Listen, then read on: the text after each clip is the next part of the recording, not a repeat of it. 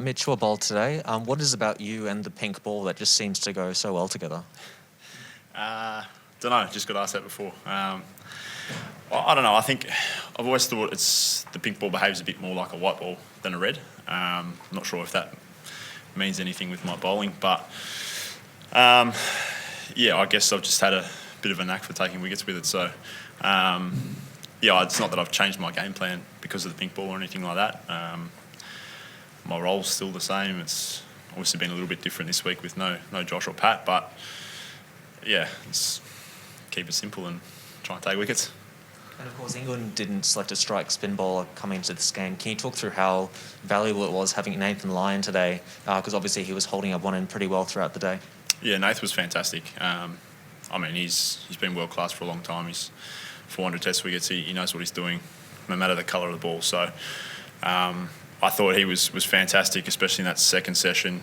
I think he bowled pretty much the whole session. So for us quicks, just to bowl in partnership with him and knowing that he was going to do a fantastic job, I think was pretty key in how well we went in that second session. So yeah, in terms of our makeup, Nath's obviously a big part of our bowling attack, and I think we saw even with Joe in the first innings and again tonight, there's a little bit of purchase there for a spinner, and Nathan took full advantage of that.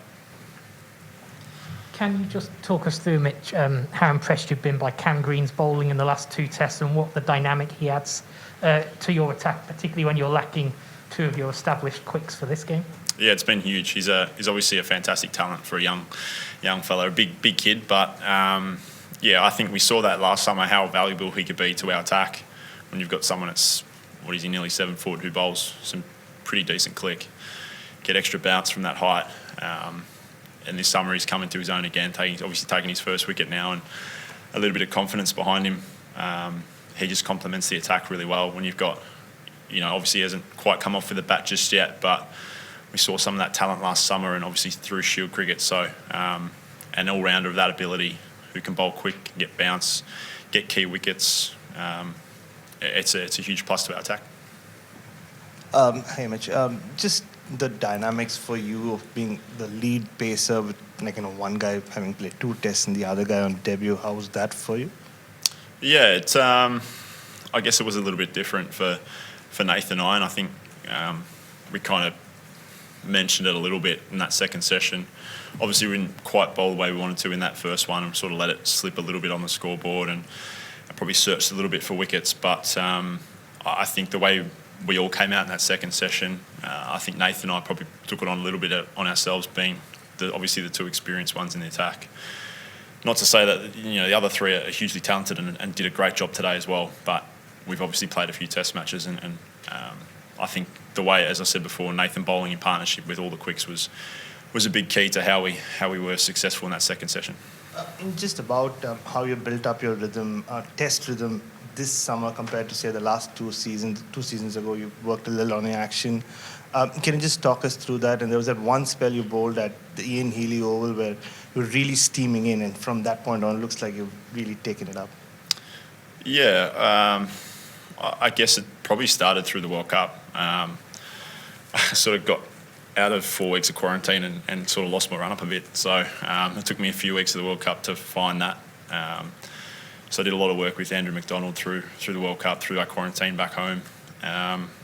So I guess it's taken a little bit of time, but I'm glad that I found that rhythm, obviously, through the first 2 tests. So, yeah, it felt really good through that middle session today. And I haven't tried to change anything, really. It's just more finding that rhythm and I guess the rhythm of a run-up, which plays a big part in my airspeed and how I balanced at the crease. So that's probably all that's sort of been the focus through the build-up to this series.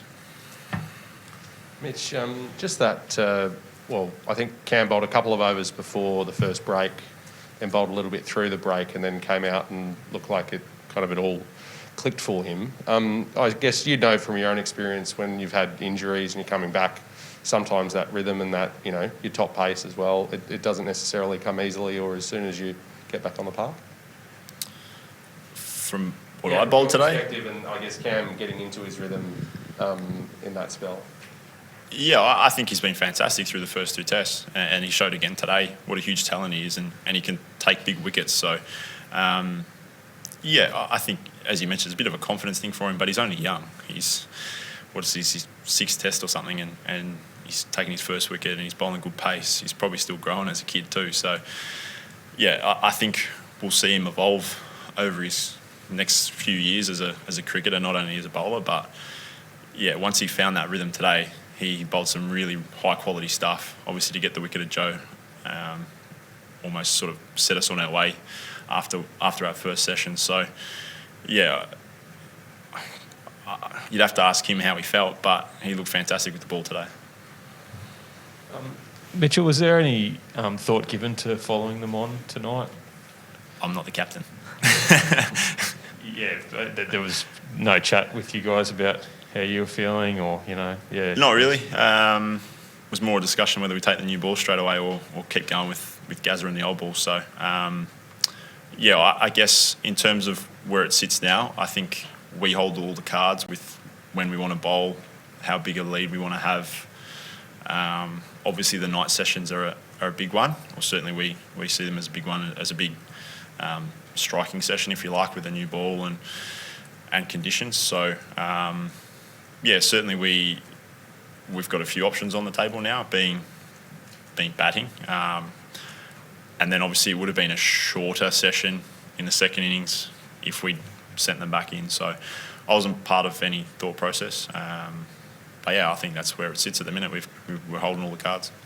Mate, Tom, just before, on the eve of the test, did you have a sleepless night on Wednesday night, given you were at the restaurant, or was there any time the next morning where you thought you might not be able to play yourself? The spinner didn't sleep. I slept quite fine. There wasn't much I could do about it after it was done. So, yeah, it was just fortunate we were sitting outside. It was almost a bit of a piss take because Pat didn't reply to a message, so we thought we'd sit away from him and sit outside. So it's been a lucky one. Mitch, can you run us through your wicket of Josh Buttler? Because I think you got him on the 15th ball pretty much with what seemed like plan A angling across him, and eventually he snicked one.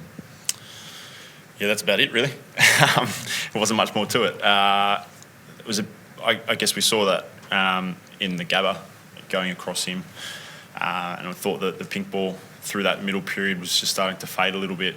It wasn't reversing, but it seemed to fade away with the shiny side. So I was just trying to go across him, and I thought, as I said before, that the partnerships with Gaz and the quicks, I think, built up that pressure which we spoke about in the break. So for me, it was just trying to bowl a good length and not let him get away, and still pepper that line away from him that we saw in the Gabba test. So fortunate that it came off today, but there wasn't too much more to the plan.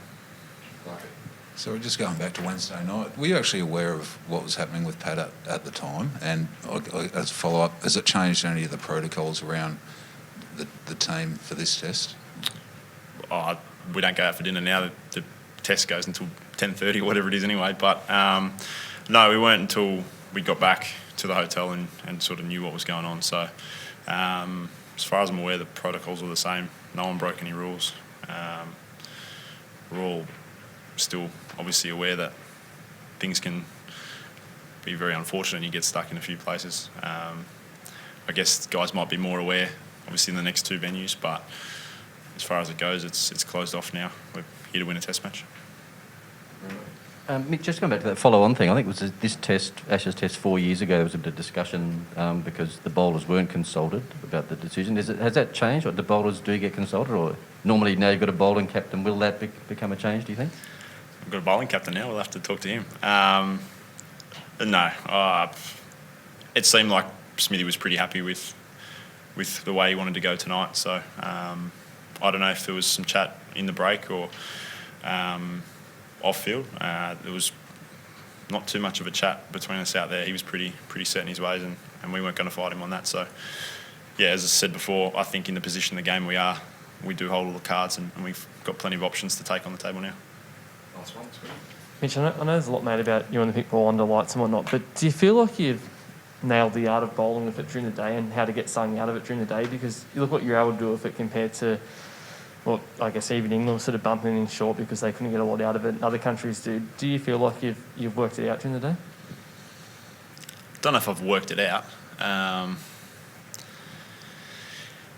Yeah, my plan of attack hasn't really changed over all the pink ball games anyway, or throughout my cricket anyway. But I guess we've got a bit of a luxury of having played, 8 tests or something with it. So, and they've all been, well, bar one, they've been here. So, yeah, I don't really know how to answer it. I don't think I've nailed it, but we've all got, I guess, a certain plan to it. And when we work in those partnerships like we did today, and certainly I felt like I was in a really good rhythm and sort of hit those lengths that you wanted to, whether it didn't really matter what colour of the ball it was. And then you got Nath when he's doing that at the other end. It's easy to run off. So yeah, I might have taken a few wickets, but that's the role that I play. I might go for a few extra runs sometimes, but I'm trying to bowl that full length. And I thought, if we look at day one, there's only 5% of the balls or something England were hitting the stumps. So you learn from that as an opposition when you see that. But we've also played a fair bit with the pink ball. So I think the quicks that we've got in this game generally bowl that fuller length anyway and generally hit the stumps more. And obviously that came to fruition in the second session. But yeah, hopefully that continues in the second innings and for the Hobart Test as well.